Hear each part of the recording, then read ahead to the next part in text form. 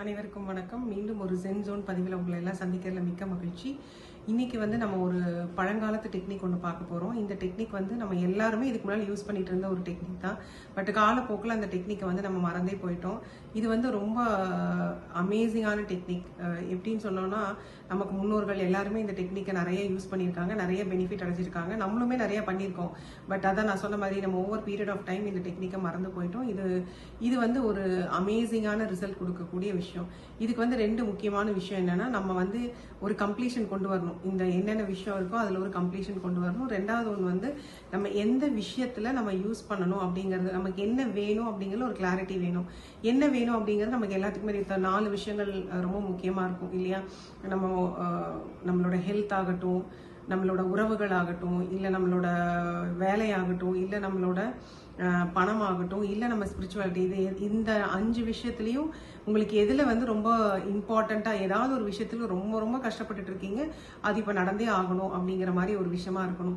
For example, எனக்கு ஒரு வேலை வேணுங்கிறது நான் ரொம்ப நாளாக ட்ரை பண்ணிகிட்டே இருக்கேன், எனக்கு நடக்கவே இல்லை அப்படின்னு நினைக்கிறதா இருக்கலாம். இல்லை நான் எனக்கு இப்போ மாச சம்பளம் 50,000 ரூபாயா இருக்குது, எனக்கு இது இனிமேல் மாச இன்கம் 1,00,000 ரூபா ஆகணும் அப்படின்னு பண விஷயமா நீங்கள் நினைக்கிறீங்களா? என்னவா இருந்தாலும் ஒரு கிளாரிட்டி கொண்டு வரணும். கிளாரிட்டி கொண்டு வந்தால் மட்டும்தான் அதுல இருந்து நம்ம மேனிஃபெஸ்ட் பண்ண முடியும். இந்த கிளாரிட்டி கொண்டு வரணும். இல்லை நான் ரிலேஷன்ஷிப்ல எனக்கு ஏதாவது ஒரு பிரச்சனை இருக்கு உறவுகள்ல அப்படின்னா அதான் இருக்கலாம். மைபி எனக்கு கல்யாணமே ஆக மாட்டேங்குது, நான் நிறைய பொண்ணோ மாப்பிள்ளையோ பார்த்துக்கிட்டே இருக்கோம், பட் எதுவுமே செட் ஆகி வர மாட்டேங்குது எனக்கு கல்யாணம் அப்படிங்கிறதா இருக்கலாம். இல்லை எனக்கு கல்யாணம் ஆகி ரொம்ப வருஷம் ஆச்சு, குழந்தை இல்லை, அதுக்காக நான் நிறைய ட்ரீட்மெண்ட் எடுத்துட்டு இருக்கேன், அது நடக்க மாட்டேங்குது. இப்படி என்னவா இருந்தாலும் அந்த விஷயத்த ஒரு கிளாரிட்டி கொண்டு வாங்க. என்ன அப்படிங்கிறத கிளாரிட்டி கொண்டு வந்துட்டு என்ன பண்ணணும் அப்படின்னு பார்த்தீங்கன்னா, கொஞ்சம் பேப்பர் எடுத்துக்கணும். பிளெயினா A4 ஷீட் எடுத்துக்கோங்க. ஃபர்ஸ்ட் எழுத வேண்டியது நான் முழுமையானவன் அப்படின்னு எழுதணும். I am whole and complete. அதுதான் நான் முழுமையானவன் அப்படின்னு எழுதிட்டு, நீங்க என்ன கோல் எடுத்திருக்கீங்களோ, எனக்கு இப்ப வேலை கிடைச்சிருச்சு, வேலை வேணும் அப்படின்னு நினைக்கிறீங்கன்னா அது கிடைச்சிருச்சுன்னு நினைச்சு எழுதணும். நான் ஒரு முழுமையானவன், எனக்கு இந்த வேலை எனக்கு கிடைச்சிருக்கு, நான் ஆனந்தமா இருக்கேன் அப்படிங்கறத ஒரு A4 சைஸ் பேப்பர்ல ஒரு 21 தடவை எழுதணும்.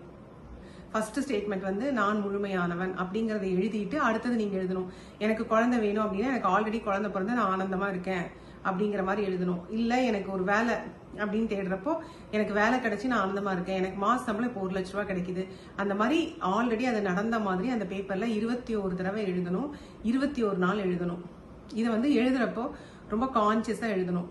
நம்ம எங்கேயோ யார்ட்டையோ டிவியை பார்த்துட்டே எழுதுறது, இல்லை ஒரு படம் பார்த்துட்டே எழுதுறது, பாட்டு கேட்டுட்டே எழுதுறது, அந்த மாதிரி எல்லாம் இல்லாம இதுக்குன்னு ஒரு 5 நிமிஷமோ 10 நிமிஷமோ டைம் ஒதுக்கி ஒரு பேப்பர் எடுத்து கண்டிப்பா முழு கவனத்தோட உங்களோட உடல் பொருள் எல்லாமே, உங்க மனசு எல்லாமே இதுலதான் இருக்கணும். லைத்து போய் ஆல்ரெடி உங்களுக்கு அது ரிசீவ் ஆகி அச்சீவ் ஆயிடுச்சுன்னா எந்த மனநிலைமையில இருப்பீங்க, எப்படி ஆனந்தமா இருப்பீங்களோ அந்த மனநிலைமையை வச்சுக்கிட்டு இதை எழுதணும்.